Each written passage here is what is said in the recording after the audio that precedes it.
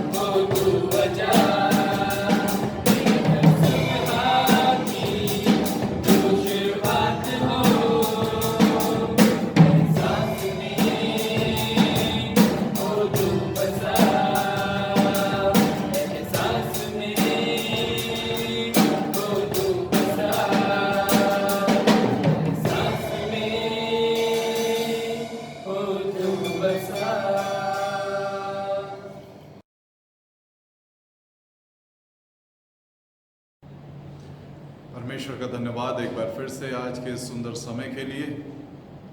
प्रभु का धन्यवाद हो कि उसने हमें एक और मौका दिया है कि हम सब एक दूसरे के लिए प्रार्थना कर सकें और परमेश्वर के वचन में आगे बढ़ सकें।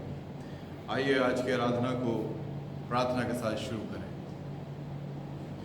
सर्वशक्तिमान जीवित परमेश्वर, धन्यवाद के साथ तेरे पवित्र चरणों में है। धन्यवाद देते हैं पिता परमेश्वर कि तूने हम सबों को आज के इस समय तक सुरक्षित रखा है। और पिता परमेश्वर, धन्यवाद देते हैं कि हर एक उत्तम आशीष तूने हमें प्रदान की है। मेरे परमेश्वर, इस समय हम अपने उन तमाम प्रियों को याद करते हैं जो इस समय कोविड-19 स्पेशल ड्यूटीज़ पर हैं। ख़ास तौर से तमाम हॉस्पिटल एम्प्लॉयज़।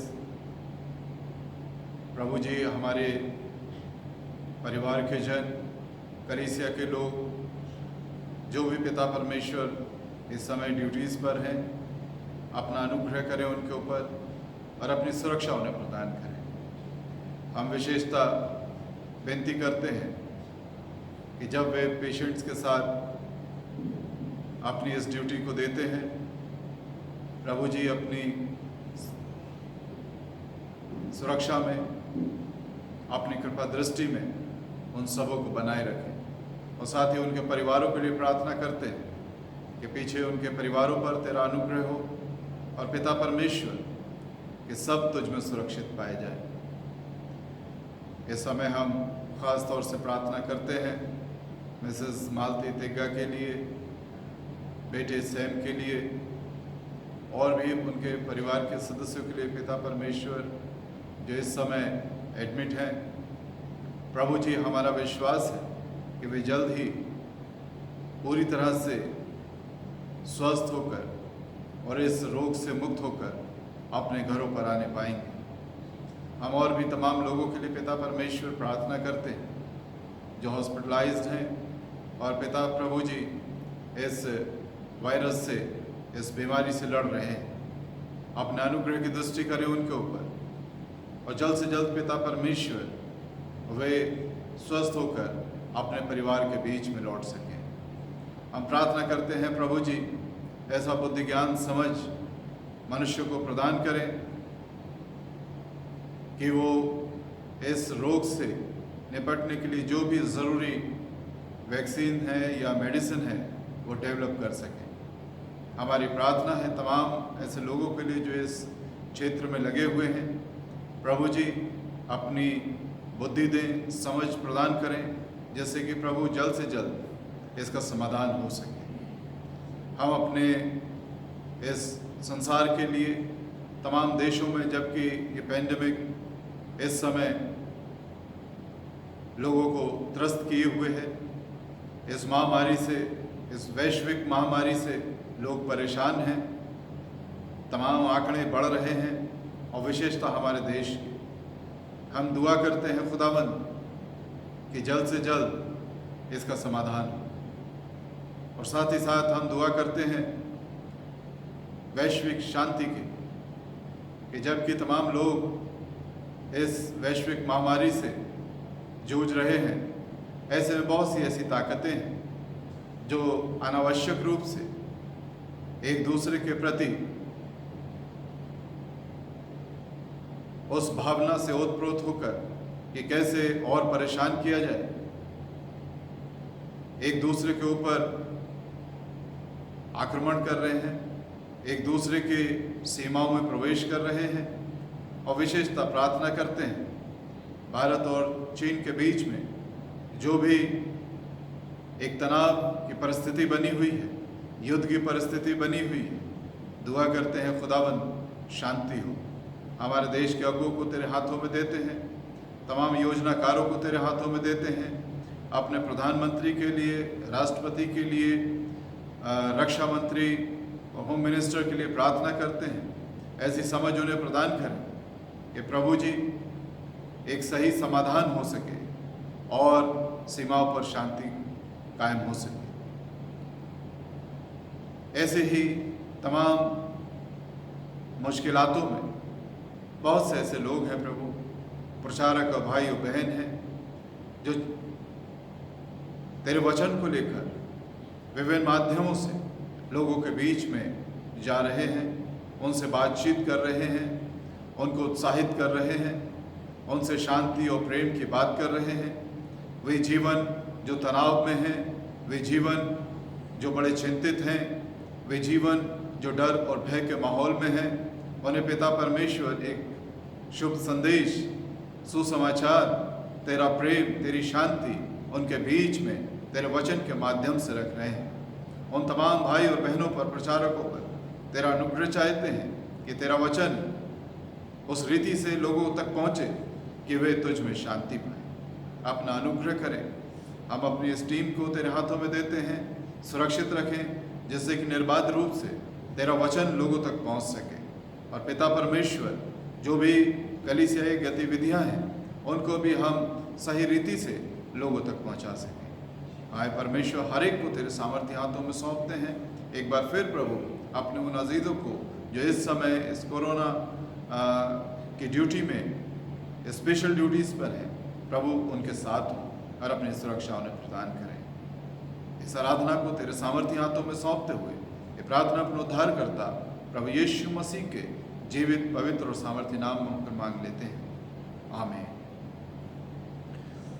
प्रभु पिता परमेश्वर का धन्यवाद कि उसने हम सबों को बेहतर रखा है और इसी बीच कुछ ऐसी बातें भी हुई जो थोड़ी चिंता का विषय भी है और प्रार्थना का विषय भी है। हम निरंतर अपने उन प्रियों को स्मरण करते रहें जो इस कोरोना वायरस से ग्रसित हुए हैं।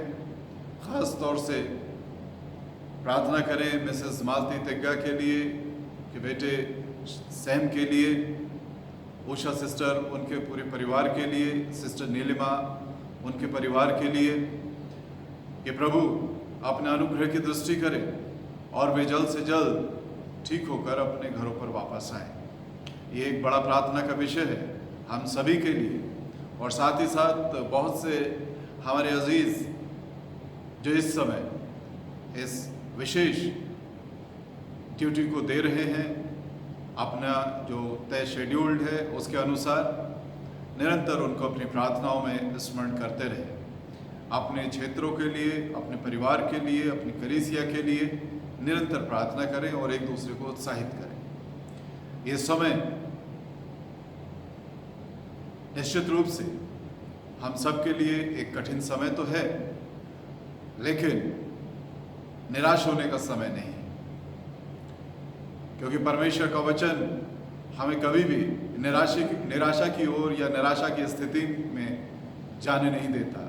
और जितना हम इसको पढ़ते हैं, जितना हम इसके ऊपर मनन करते हैं, जितना इसको डाइजेस्ट करते हैं, ग्रहण करते हैं, उतना ही एक संतुष्टि, एक शांति, एक निश्चिंतता परमेश्वर का वचन हमें देता है और साथ ही साथ समझ प्रदान करता है। सो निरंतर परमेश्वर के वचन में बने रहें, प्रार्थना में बने रहें, एक दूसरे को उत्साहित करें। जरूर है कि समय कठिन है, और ऐसा कब हुआ है कि जब कठिन समय आया हो और लोगों ने अपने परमेश्वर को पुकारा हो और उसने अपनी मदद का हाथ ना बढ़ाया। ऐसा कभी नहीं हुआ। आप पूरे वचन को पढ़ें, शुरुआत से लेकर कवर टू कवर इसको पढ़ें, तो आप पाएंगे कि बहुत भयावह स्थिति में, बहुत भयावह स्थिति में मानव जाति आई और लोगों ने पुकारा। बेशक वे पुकारने वाले थोड़े थे, चाहे एक ही व्यक्ति था, चाहे वो एक ही व्यक्ति संदेश को लेकर गया, परिस्थिति बहुत विपरीत थी। परमेश्वर दंड देने पर था, पूरे नगर को दंड देने पर था। एक छोटी सी किताब पाई जाती है योना नबी की, जैसे हमने बीते समय में देखा भी था। एक व्यक्ति गया उन्हें सिर्फ ये बताने की परमेश्वर तुमसे नाराज है, और बहुत जल्द पूरा का पूरा नगर नष्ट कर दिया जाएगा, खत्म कर दिया जाएगा। कोई शुभ संदेश नहीं था, एक नाराजगी भरा संदेश, एक ऐसा समाचार था जो उन तक पहुंचाने के लिए परमेश्वर ने योना को नियुक्त किया था। और योना जानता था, और हम सब भी जानते हैं, किसी व्यक्ति के पास जाकर शुभ संदेश देना आसान होता है, अच्छी बात करना आसान बात है, खुशखबरी देना बड़ा सुविधाजनक है। लेकिन किसी से ये कहना कि अब तुम्हारा समय आ गया है, अब वक्त आ गया है कि तुम दंडित होगे, अब वक्त आ गया है जब परमेश्वर तुमसे बदला लेगा, निश्चित रूप से ये कठिन बात थी। कोई नहीं चाहता है कि कोई किसी के बीच में जाकर, वे भी अनजान लोगों के बीच में जाकर ऐसी कड़वी बात उनके बीच में रखे। लेकिन योना के पास ये संदेश पहुंचा था परमेश्वर का। इसका सीधे शब्दों में हम इस तरह से समझें कि कोई शुभ संदेश नहीं था, एक व्यक्ति था और पूरा नगर बचाया गया। वो संख्या दी गई 1,20,000 से अधिक लोग वहाँ रहते थे। परमेश्वर को उनकी चिंता थी, परमेश्वर उनसे प्यार करता था, क्योंकि उसने उन्हें भी अपने स्वरूप और अपनी समानता में रचा था। और इसलिए चाहे एक हो या थोड़े से लोग हों, जब हम परमेश्वर के निकट होते हैं और प्रभु जब हमसे बातचीत करता है तो समाधान आते हैं। समस्याएं चाहे कितनी गंभीर हो, समय चाहे कितना कठिन हो, लेकिन परमेश्वर उन सारे समय कालों से निकालकर, परिस्थितियों से निकालकर मेरे और आपके लिए एक सहज स्थिति पैदा करता है। एक वक्त है हर एक चीज का, एक वक्त नियुक्त है, तय समय होता है हर एक चीज का, और उसी के साथ परमेश्वर कुछ बातचीत। तो आइए देखें आज के मनन के लिए परमेश्वर ने हमारे बीच में जो वचन दिया है, मेरे साथ निकाल लीजिए। मीका की किताब 5वां अध्याय और 3 पद से आगे। मीका नबी की किताब 5वां अध्याय 3 पद से आगे। Book of Micah 5th chapter verse 3rd onwards। यहाँ इस तरह से मीका जिक्र करते हैं, इस कारण वो उनको उस समय तक त्यागे रहेगा जब तक जच्चा उत्पन्न ना करे। तब इजरायलियों के पास उसके बचे हुए भाई लौटकर उनसे मिल जाएंगे, और वो खड़ा होकर यहोवा की दी हुई शक्ति से और अपने परमेश्वर यहोवा के नाम के प्रताप से उनकी चरवाही करेगा। वे सुरक्षित रहेंगे, क्योंकि अब वो पृथ्वी की छोर तक महान ठहरेगा। वो शांति का मूल होगा जब अश्शूरी हमारे देश पर चढ़ाई करें और हमारे राज भवनों में पांव रखें। तब हम उनके विरुद्ध 7 चरवाहे वरन 8 प्रधान मनुष्य खड़े करेंगे। परमेश्वर अपने वचन के पढ़े और सुने जाने पर आशीष दे। आमीन। सो मीका नबी यहाँ पर हमें एक तय समय बताना चाहते हैं, क्योंकि परमेश्वर के सारे काम एक प्लान के अनुसार होते हैं, एक समय नियुक्त होता है। ऐसा नहीं है कि कोई काम अचानक से हो गया हो, कोई एक्सीडेंटल वे में मेरे और आपके सामने परमेश्वर के काम या परमेश्वर की योजनाएं नहीं आती। ऐसा कभी नहीं हो सकता कि परमेश्वर कुछ काम करे और वो यूं ही अचानक से मेरे और आपके बीच में घटित हो जाए। नहीं, एक तय समय है। और तीसरा पद इसे कहता है, इस कारण वो उनको उस समय तक त्यागे रहेगा जब तक जच्चा उत्पन्न ना करे। एक पर्टिकुलर टाइम होता है, जन्म लेने की जो प्रोसेस है, प्रेगनेंसी का एक टाइम होता है, और अगर बिफोर टाइम डिलीवरी होती है तो हम सब जानते हैं कि वहाँ पर एक चिंता का सबब हो जाता है, एक चिंता हो जाती है बिफोर टाइम जब डिलीवरी होती है, प्रीमेच्योर डिलीवरी होती है। परमेश्वर किसी काम को प्रीमेच्योर वे में मेरे और आपके बीच में नहीं रखता है। परमेश्वर जो भी काम करता है बिल्कुल उसका समय नियुक्त होता है। जिस तरह से एक प्रेगनेंसी पीरियड होता है, उसी तरह से परमेश्वर का वचन हमसे ये कहना चाहता है मीका के माध्यम से कि जो समस्या इनके बीच में आएगी उसका एक तय समय है। क्योंकि लगातार भविष्यवक्ता उनको बता रहे थे कि तुम उस बंधुआई में चले जाओगे। एक समय उन्हें दिया गया था कि 70 साल की तुम्हारी वो बंधुआई होगी, लेकिन बहुत से लोग ये सोच रहे थे कि हो सकता है इन समयों में कुछ परिवर्तन हो, कुछ बिफोर टाइम हमारा छुटकारा हो जाए, हम उस बंधन से मुक्त हो जाए, उस गुलामी से, उस दासत्व से बाहर आ जाए। मीका इसको तस्दीक करना चाहता है, इसको बता देना चाहता है बड़ी प्रामाणिकता के साथ कि एक पर्टिकुलर टाइम है जिसके बाद परमेश्वर एक डिवाइन इंटरवेंस होगा एक ईश्वरीय योजना, हस्तक्षेप होगा जिसके बाद तुम छुड़ाए जाओगे। प्रियो, आज की जो भी स्थिति संसार की चल रही है वो मेरे और आपके लिए बेशक बड़ी कठिन स्थिति है, भय का माहौल है, लेकिन तय जानिए कि इसका भी परमेश्वर की ओर से एक नियुक्त समय है। ऐसा नहीं है कि ये जो पेंडेमिक है ये आ गया है और मेरे और आपके बीच में अब इसका कोई निवारण नहीं है। निश्चित रूप से परमेश्वर के पास एक जरूर इसका उत्तर है। हमें उस उत्तर की प्रतीक्षा करनी है, उसके लिए प्रार्थना करना है, उसके लिए जो लोग प्रयास कर रहे हैं उनके लिए प्रार्थना करना है, और अगर आप उस क्षेत्र में हैं तो निरंतर उसके लिए प्रयास करते रहें, क्योंकि एक नियुक्त समय है परमेश्वर के पास हर एक चीज के लिए। कोई भी काम यूं ही नहीं घटित हो जाता है, कोई भी काम यूं ही नहीं आगे बढ़ता चला जाता है। परमेश्वर ने अनप्लैन्ड वे में इस संसार की सृष्टि नहीं की है। अनप्लैन्ड वे में उसने मेरे को और आपको ये जीवन नहीं दिया है। अनप्लैन्ड वे में परमेश्वर मेरे और आपके जीवन में घटनाओं को घटित होते हुए नहीं देखना चाहता है, ना ही वो किसी काम को ऐसे करता है। हर एक चीज विद गुड प्लानिंग, एक अच्छी तैयारी के साथ परमेश्वर मेरे और आपके जीवन में करना चाहता है। हमें प्रार्थना करनी है और प्रयास करना है।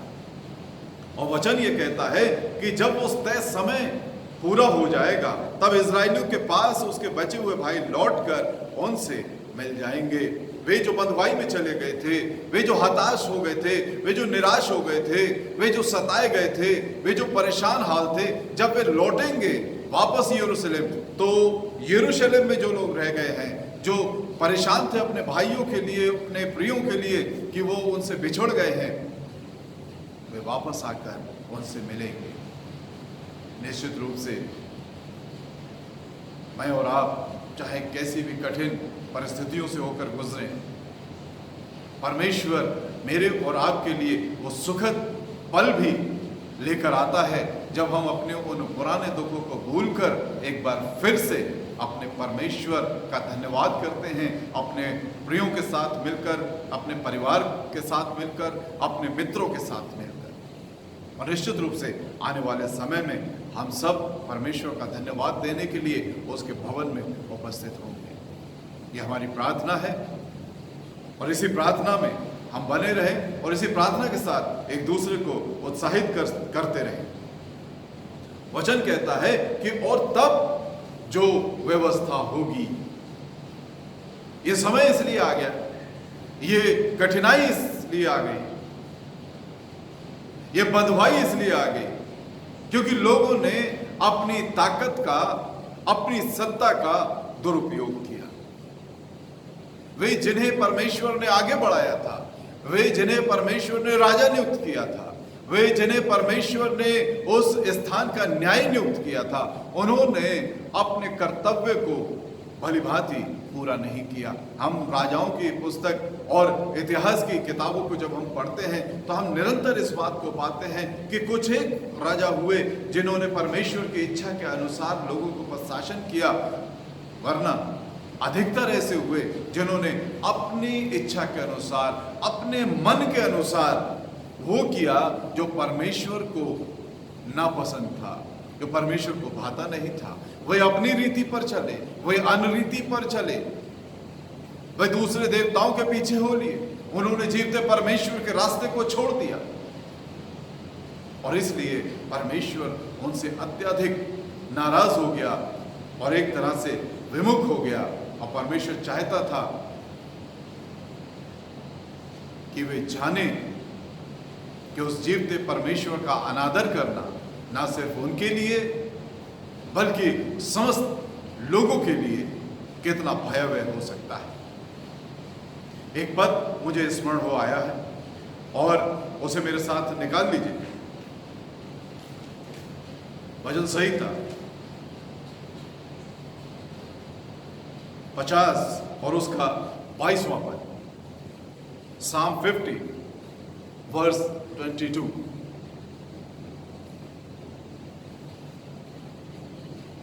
और इस परिस्थिति के लिए, इस समय के लिए ये जो पद है वो उसे और बेहतर तरीके से स्पष्ट करता है। वचन कहता है, हे परमेश्वर के को भूलने वालों, ये बात भली भांति समझ लो, कहीं ऐसा न हो कि मैं तुम्हें फाड़ डालूं और कोई छुड़ाने वाला ना होगा। हे परमेश्वर के को भूलने वालों, ये बात भली भांति समझ लो। परमेश्वर को भूलने वालों, बहुत अच्छी तरह से, बहुत ध्यान के साथ, पूरी समझ के साथ अपने कानों को खोलकर इस बात को भली भांति समझ लो, कहीं ऐसा ना हो कि मैं तुम्हें फाड़ डालूं और कोई छुड़ाने वाला ना हो। जब हम संकट में पड़ते हैं, जब हम सकेती में आते हैं, जब परेशानियां हमारे ऊपर आती हैं, जब इस तरह की वैश्विक समस्याएं हमारे ऊपर आती है, हम उस परमेश्वर को पुकारते हैं कि हमें छुड़ा, हमें बचा, हमारा उद्धार कर। सोचिए, जब मनुष्य हर परिस्थिति में उस परमेश्वर को पुकारता है, क्योंकि उसे मालूम है, हम भली भांति जानते हैं इस बात को कि अगर कोई हमें समस्याओं से बाहर लेकर आ सकता है, अगर हमारा कोई छुटकारा कर सकता है, तो वो सिर्फ परमेश्वर है। ऐसे में जब हम उसे भुला देते हैं, ऐसे में जब हम उसके विरुद्ध चले जाते हैं, ऐसे में जब हम उसको अपने जीवन से अलग कर देते हैं,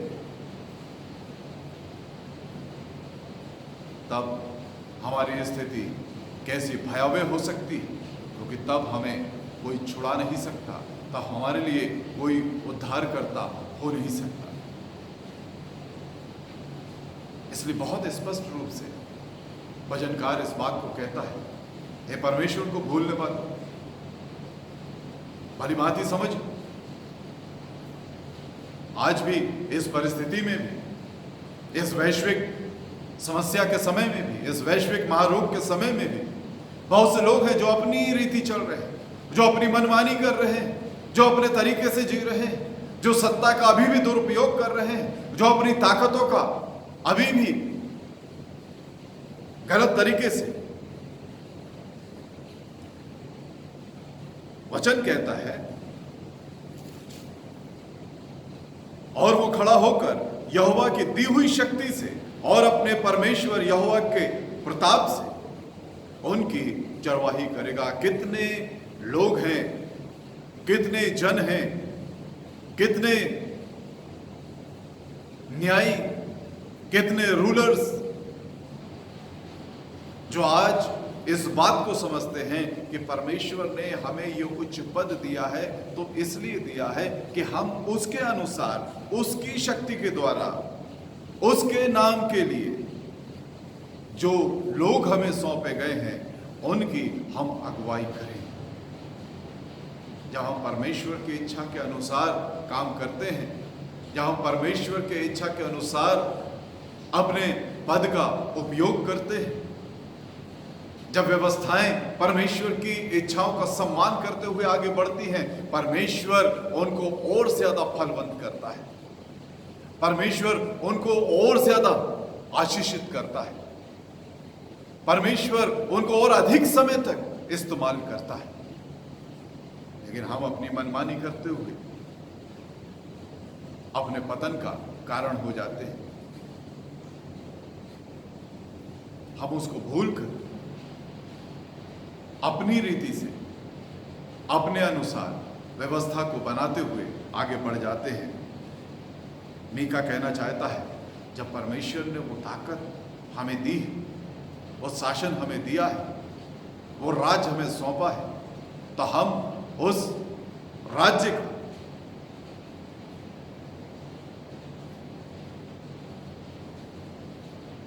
सही रूप से इस्तेमाल करें, उस ताकत का सही रूप से इस्तेमाल करें। इसलिए नहीं कि मेरा बड़ा नाम, बल्कि इसलिए कि यहोवा के नाम के प्रताप से जब हम परमेश्वर की महिमा करते हैं, जब हम उसके लिए काम करते हैं, तो वो निश्चित रूप से लिखा है हमारे को आशीषित करता है। जब जब हम परमेश्वर के लिए इस्तेमाल होते हैं, परमेश्वर हमें और आगे बढ़ाता है। कभी कभी हम उसे भूल कर काम करते हैं और वो उसे भूलना हमारे जीवन की सबसे बड़ी भूल हो जाती है। 5वां पद कहता है वो शांति का मूल होगा, वो शांति का मूल होगा। निश्चित रूप से मेरे और आपके मन में इस समय या सारे संसार के मन में इस समय एक बड़ा कोलाहल है, एक बड़ी अशांति है, एक बड़ा भय है। और वो इसलिए कि निरंतर समस्या बढ़ती चली जा रही है। आज हमारे देश में ये समस्या बहुत विकराल रूप ले चुकी है। मेरे को और आपको निरंतर उस परमेश्वर की ओर देखते हुए इस बात से आश्वस्त होना है कि अगर हम इस भय के माहौल में, इस अफरा तफरी में कहीं पर शांति पा सकते हैं तो परमेश्वर है, वो शांति का मूल होगा। मेरे साथ भजन 73 निकाल लीजिए, साम 73, आसाफ का ये भजन। और भजनकार यहां पर एक मनोस्थिति को मेरे और आपके सामने रखता है। एक ऐसी स्थिति है जहां भजनकार कुछ सवाल, उसके मन में कुछ सवाल उठते हैं। आसाफ का ये भजन हमारे या मनुष्य के उस मनोदशा को व्यक्त करता है जहां पर वो ये पाता है कि वे लोग जो निरंतर दुष्टता करते रहते हैं, अपने जीवन में बहुतायत, अपने जीवन में बड़ा वैभव, अपने जीवन में बड़ी शांति को पाते हैं। और वहीं पर कुछ लोग ऐसे हैं जो निरंतर एक सादा जीवन जीते हैं, लेकिन उनके सामने उसके बावजूद दुख आते हैं, परेशानियां आती हैं, संकट आते हैं, चिंता का समय आता है, अशांति का समय आता है और इसका उत्तर उसे नहीं मिल रहा है। वो बड़ा बेचैन है इस बात से, अपने भीतर की इस दशा से, अपने भीतर उठते हुए उन सवालों से, संसार को देखते हुए, संसार के लोगों को देखते हुए, उनकी परिस्थिति को देखते हुए वो बड़ा बेचैन है और निरंतर वो सवाल उसके अंदर उमड़ घुमड़ रहे।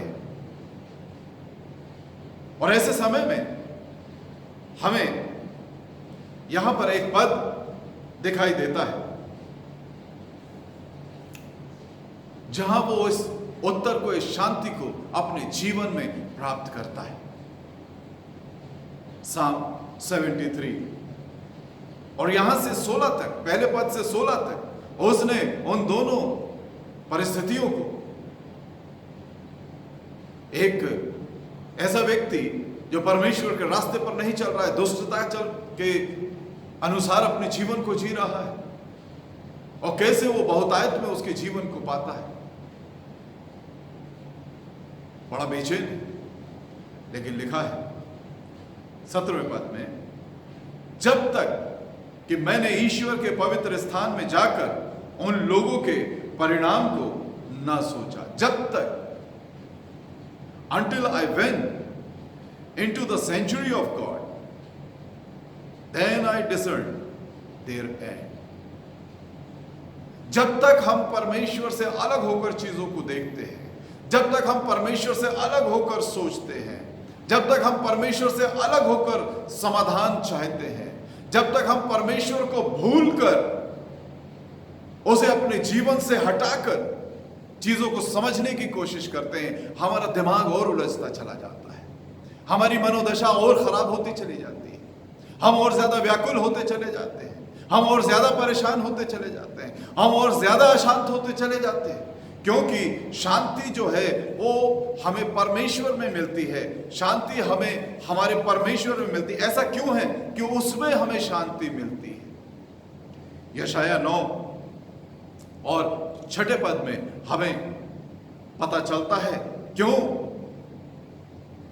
और कौन है जिसमें हम इस शांति को प्राप्त करते हैं। 6 पद से आगे हम देखते हैं, क्योंकि हमारे लिए एक बालक उत्पन्न हुआ, हमें एक पुत्र दिया गया और प्रभुता उसके कांधे पर होगी और उसका नाम अद्भुत युक्ति करने वाला, पराक्रमी परमेश्वर, अनंत काल का पिता और शांति का राजकुमार रखा जाएगा। Prince of peace. तो जो प्रिंस ऑफ पीस है, जो शांति का राजकुमार है, जब तक हम उसके पास आकर नहीं सोचते हैं, जब तक हम उसमें होकर नहीं सोचते हैं, जब तक हम उसको अपने जीवन में लेकर समस्याओं का समाधान नहीं करते हैं, हमारी समस्याएं उलझी रहती हैं और हम परमेश्वर से अलग होकर बेचैन रहते हैं। और ये शांति ऐसी नहीं है जो कम हो जाती है, जो खत्म हो जाती है। 7वां पद कहता है, यशायाह 9:7 में लिखा है, उसकी प्रभुता सर्वदा बढ़ती रहेगी और उसकी शांति का अंत ना होगा। उसकी शांति का अंत ना होगा। वो कौन सी शांति है उसके पास जिसका अंत ना होगा? कभी कभी हमें लगता है अगर वो चीज हमें मिल जाए, अगर उस विशेष खूबी को हम प्राप्त कर लें, उस खास बात को अपने जीवन में ले आएं जो इस शांति के राजकुमार के पास है, तो शायद मैं और आप भी उतने ही शांत हो जाएंगे। हम धीरज धरें, हम आनंदित हों, हम धन्यवाद दें कि हमारे उस परमेश्वर ने वही शांति जो सर्वदा बढ़ने वाली है, न सिर्फ अपने पास रखी, लेकिन उस शांति को मुझे और आपको भी सौंपा है। यूहन्ना 14वां अध्याय, gospel of John 14th chapter verse 27, 27वां पद, मैं तुम्हें शांति दिए जाता हूं, मैं तुम्हें शांति दिए जाता हूं। और किस तरह की है, कौन सी है ये शांति? मैं तुम्हें शांति दिए जाता हूं, अपनी शांति तुम्हें देता, जो मेरी निज है, जो मेरी अपनी शांति है। प्रिंस ऑफ पीस, शांति का राजकुमार हमसे बातचीत कर रहा है और हमें उस शांति को दे रहा है जो उसकी अपनी शांति है। मैं अपनी शांति तुम्हें देता हूं, जैसे संसार देता है मैं तुम्हें नहीं देता। और तब हमारे मन की व्याकुलता और डर खत्म हो जाता है। वचन कहता है तुम्हारा मन व्याकुल ना हो और ना डरे। आसाफ बेचैन था, व्याकुल था उन तमाम सवालों से जो उसके भीतर उठ रहे थे, उन सारी बातों से जो वो संसार में देख रहा था। लेकिन परमेश्वर का वचन कहता है कि जब वो शांति का राजकुमार अपनी शांति हमें सौंपता है, अपनी शांति हमारे जीवनों में देता है, उस जीवन को अपनी शांति से भर देता है, तब हमारे मन की व्याकुलता और डर जाता रहता है। वो शांति का मूल होगा, वो जिसका राज्य, जिसके विषय में मैं और आप और तमाम संसार इंतजार करता रहा। तमाम भविष्यवक्ता उसके विषय में बताते रहे। पुराने नियम में हम उन भविष्यवाणियों को देखते रहे, उत्पत्ति से लेकर मलाकी तक, जिन भविष्यवाणियों को जो उस आने वाले राजकुमार के विषय में थी। वचन कहता है जब वो शासन करेगा तब हमारी शांति का वो मूल हो जाएगा। परमेश्वर चाहता है कि मैं और आप एक डरा हुआ जीवन, एक भयभीत जीवन, एक अशांत जीवन इस संसार में ना जिए। परमेश्वर चाहता है कि हम उस पर भरोसा रखते हो, उसके समयों के लिए प्रार्थना करते हुए, उसकी दी हुई ताकतों का सही इस्तेमाल करते हुए, उसके दिए हुए तोड़ों का सही इस्तेमाल करते हुए अपने जीवन को जिए, तब वो शांति का राजकुमार मेरे और आपके जीवन को अपनी शांति से भरने के लिए पूरी तरह तैयार है। आज समय इसी बात का है जब सारा संसार बड़ा अशांत है, बड़ा व्याकुल है। समय उसकी समझ में नहीं आ रहा है। हर इंसान ये सोच रहा है वो समय कब होगा, कब होगा, कब होगा जब हम इस महारोग से छुटकारा पाएंगे। यकीन जानिए, जब हम प्रार्थना करते हैं, जब हम निरंतर प्रार्थना करते हैं, जब हम दीन हो जाते हैं, तो परमेश्वर मेरे और आपके जीवन में उस शांति को लेकर स्वयं आ जाता है और कहता है, मैं अपनी शांति तुम्हें देता हूं, इसलिए क्योंकि मैं तुम्हारी व्याकुलता को देख रहा हूं, मैं तुम्हारी परेशानी को देख रहा हूं और चाहता हूं कि तुम्हारी ये व्याकुलता, ये परेशानी, ये डर जाता रहे। सो जितने लोग इस समय व्याकुलता में हैं, डर के माहौल में हैं, अशांति में हैं, मैं फिर उनसे ये कहना चाहता हूं कि आप निरंतर परमेश्वर के इस वचन को पढ़ते रहें, शुरुआत से लेकर। क्योंकि वचन ऐसा नहीं है कि मैं बीच बीच में से कहीं से चुन चुन कर अपने लिए पढ़ूं।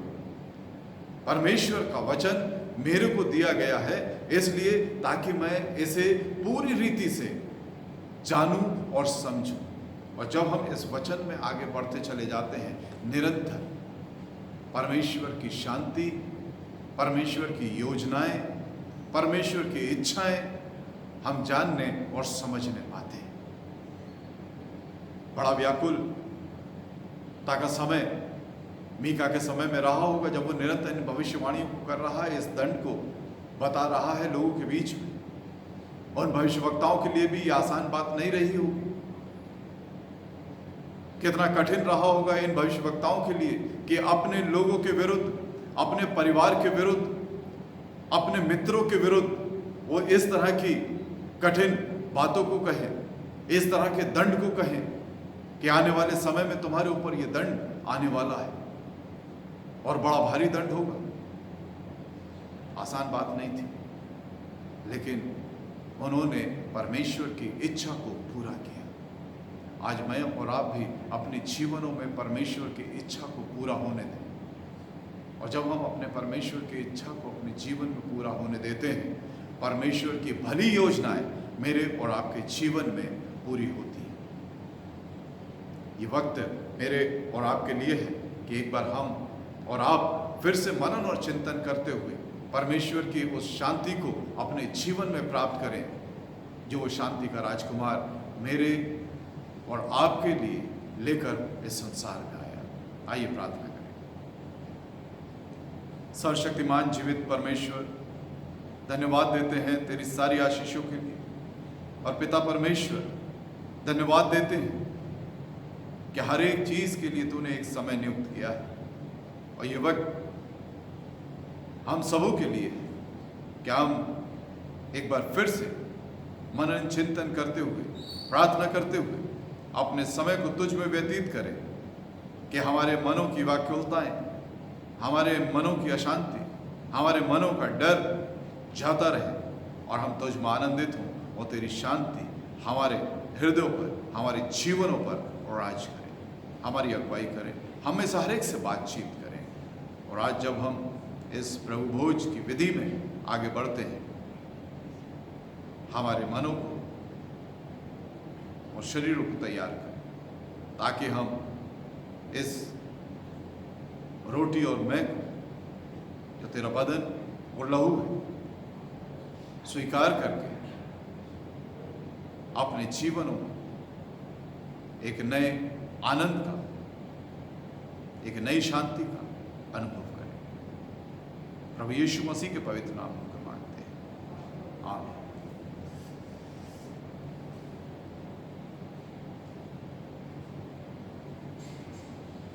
इससे पहले कि हम इस विधि में सम्मिलित हों, मैं उम्मीद करता हूँ कि परिवार के बड़े सदस्य इस बात के लिए आज तैयार होंगे कि ये प्रभु भोज में हम सहभागी हों। तो जैसा हर बार हम करते हैं, आपने तैयारी की होगी उस शरबत के साथ और रोटी के साथ, और जब ये प्रार्थना पूरी होती है आप अपने परिवार के सदस्यों को इसे वितरित करें और बड़े धन्यवाद के साथ इसे ग्रहण करें। आइए मेरे साथ इसमें शामिल। आए खुदावंद मुकद्दस बाप, कादिर मुतलक और हमेशगी के खुदा, ये बहुत लायक और मुनासिब बल्कि हमारा फ़र्ज़ मनसबी है कि हम हर वक्त और हर जगह में तेरा शुक्र करें। इस दुआ में मेरे साथ शामिल हों, बोलें। इसलिए हम फरिश्तों और मुकर्रब फरिश्तों और आसमान की बड़ी जमातों के साथ तेरे बुजुर्ग नाम की हम्दो सना करते और सदा तेरी सिताइश करके कहते हैं, कुद्दूस कुद्दूस कुद्दूस खुदावंद रब्बुल अफ़्फ़ाज़, आसमान और ज़मीन तेरे जलाल से मामूर हैं। आए खुदावंद ताला, तुझको सिताइश हो। आमीन। आए कादिर मुतलक खुदा, हमारे आसमानी बाप, तूने अपनी बड़ी कमाल रहमत से अपने इकलौते बेटे यीशु को मसलूब होने को दे दिया और उसने आप मसीह को हमारी खलासी के लिए अपने तय कफ़ारे में देकर तमाम दुनिया के गुनाहों के लिए एक पूरी कामिल और काफ़ी कुर्बानी गुजरानी, और उसने इस रस्म को मुकर्रर करके अपनी पाक इंजील में ये हुक्म दिया कि हम उसकी बेशकीमत मौत की यादगारी में इस रस्म को जब तक कि वो फिर ना आए मानते रहें। हम फिरौतनी से तेरी मिन्नत करते हैं कि तू हमारी सुन और बख्श दे कि हम अपने निजात दहिंदा खुदावंद यीशु मसीह के दुख और मौत की यादगारी में ये रोटी और मैं खा पी कर उसके कमाल मुबारक बदन और लहू से फ़ायदा हासिल करें।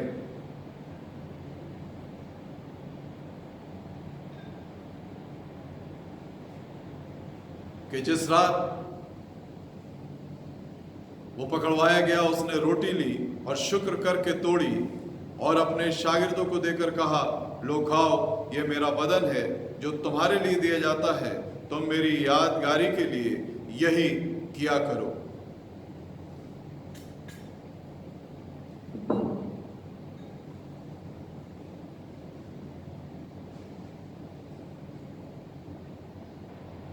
और इसी तरह उसने खाने के बाद प्याला भी लिया और शुक्र करके उनको दिया और कहा, तुम सब इससे पियो, ये नए अहद का मेरा लहू है जो तुम्हारे और बहुतों के गुनाहों की माफ़ी के लिए बहाया जाता है। जब जब तुम उसे पियो, मेरी यादगारी के लिए पिया करो। आमीन।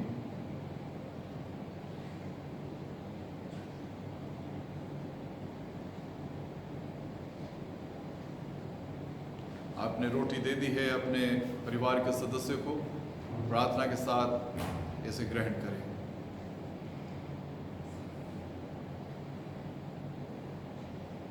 प्रभु यीशु मसीह का बदन जो तुम्हारे दिए जाता है, इस बात की यादगारी कि मसीह तुम्हारी खातिर मुआ शुक्रगुजारी के साथ इसे खाओ और अपनी रूहानी खुराक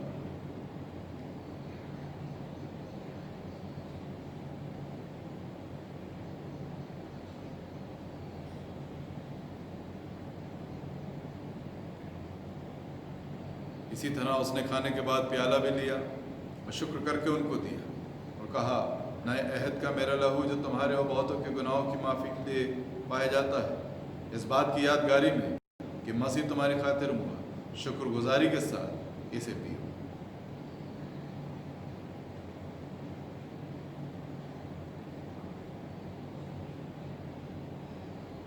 दुआ मांगे।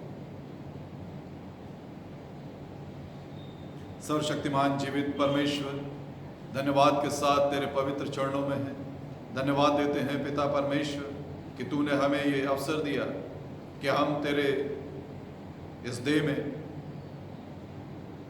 और लहू में सहभागी। प्रभु जी, हमारे जीवनों को, हमारे शरीरों को, हमारे मनों को अपने हाथ में लें। तेरे आत्मा प्राण के साथ प्रभु हमारे जीवन तेरी महिमा करें। हम में से हर एक के साथ प्रभु यीशु के पवित्र नाम को मांगते हैं। आमीन। मेरे साथ बने रहें और प्रभु की आशीष को ग्रहण करें। अब हमारे प्रभु यीशु मसीह का अनुग्रह, परमेश्वर पिता का प्रेम और पवित्र आत्मा की सहभागिता उपस्थित प्रत्येक सदस्य पर, दुनिया के तमाम विश्वासियों पर, शालोम परिवार के हर एक सदस्य पर अब से लेकर तेरे प्रिय आने तक होती रहे। आमीन।